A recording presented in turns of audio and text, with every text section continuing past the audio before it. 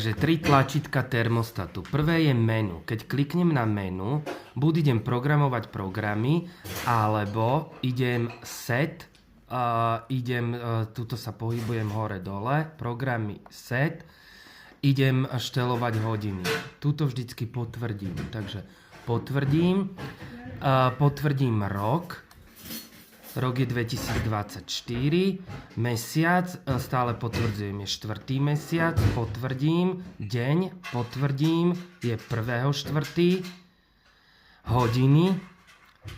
Hodiny je 12, potvrdím, minúty, potvrdím, 12:15 je.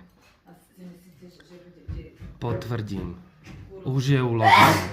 Keď chcem ísť programovať, idem do menu a dám programy, nedám tuto, že set, ale dám